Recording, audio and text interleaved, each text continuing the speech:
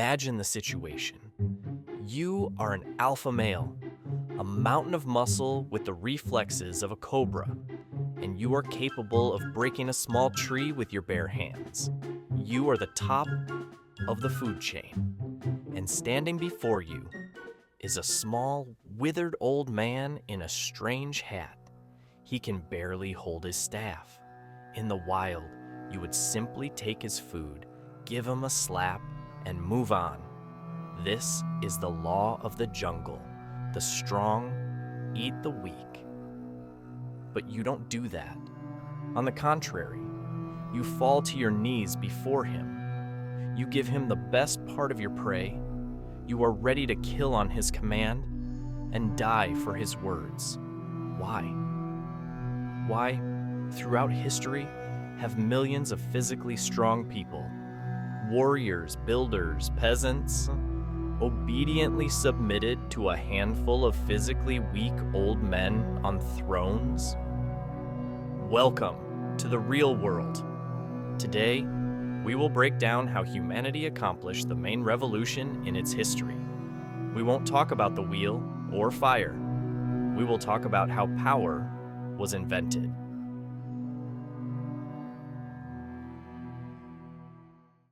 To understand how we were hacked, we need to rewind time. Remember in the last video we said that people started living in large groups? Well, there is one giant problem here, a biological one. Our brain is, in essence, not much different from a chimpanzee's brain.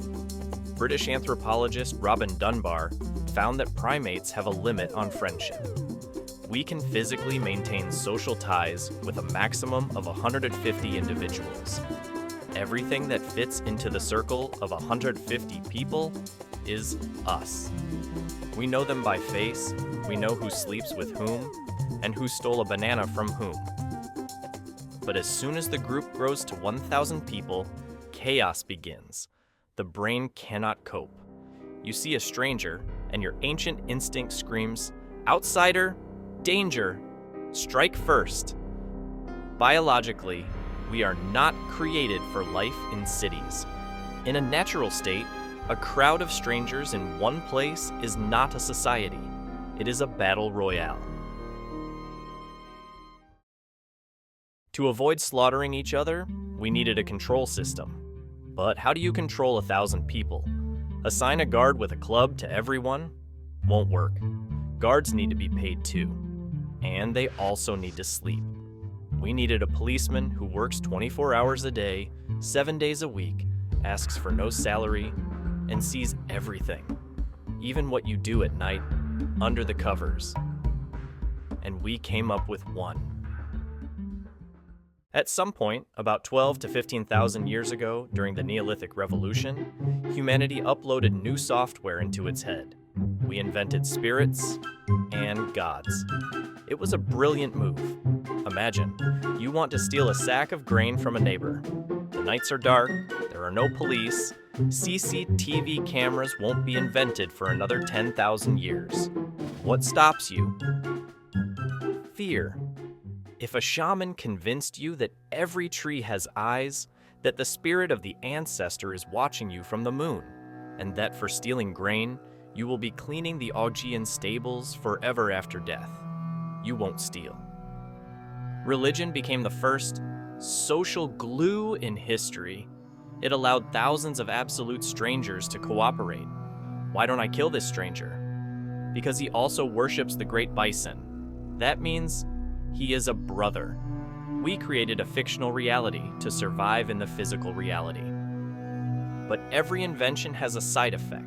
As soon as the invisible boss appeared, people immediately appeared who declared, "I hear his voice, and he asked me to convey that you must carry gold into that barn over there." Priests appeared. Let's be honest, these were the first effective managers, and perhaps the smartest people of their time. They understood a simple thing. Power over minds is stronger than power of muscles.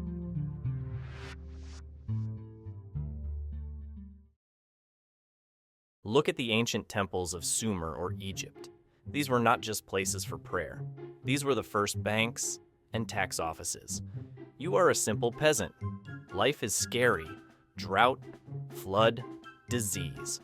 You want guarantees, and the priest sells you this guarantee. It was called sacrifice. In essence, it is an insurance premium. You carry grain, oil, and livestock to the temple to buy good weather.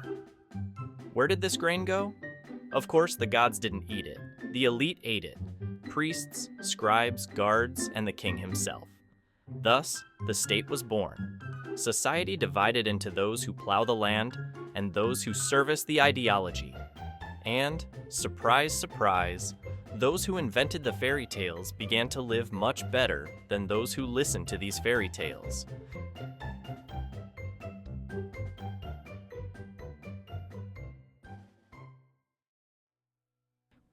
Many think that the Egyptian pyramids were built by slaves under the blows of whips.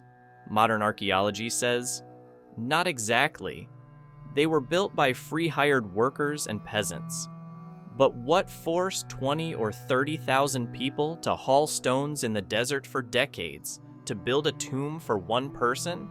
You can't achieve this with a whip. You need faith. The pharaoh was not just a guy with a stick.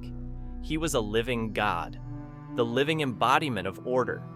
People believed that if the pharaoh was not pleased, the sun would not rise and the Nile would not flood. They were not building a tomb. They were saving the universe. This is the secret of power.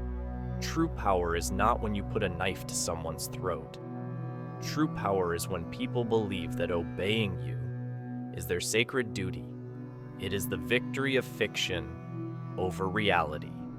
A weak man on a throne rules millions of strong men because millions believe in the symbol he wears on his head. You might say, well, those are all ancient savages. We are smart now. We don't believe in fairy tales. Seriously? Look in your wallet. Take out a banknote. It is simply dyed paper. It has no physical value. You cannot eat it. You cannot dress in it. But you are ready to work for it for 8 hours a day, kill for it, and spend your life accumulating it. Why? Because we all believe in a shared story that this piece of paper is worth something. If tomorrow we stop believing in this story, the dollar will turn into trash. Human rights, laws, corporations, nations, all these are the same fictional realities as ancient spirits. They exist only in our imagination. We haven't stopped being religious. We just changed the angle. We replaced Zeus with the market, and priests with bankers and lawyers. The instruction manual for managing people, written 10,000 years ago, works without glitches. The system still rests on faith, and the switch is still in the hands of those who tell the best stories. Thank you for spending these minutes with us. If this story made you think, please support the channel by subscribing. We are already working on the next chapter. What topic do you think we should cover? Let us know below.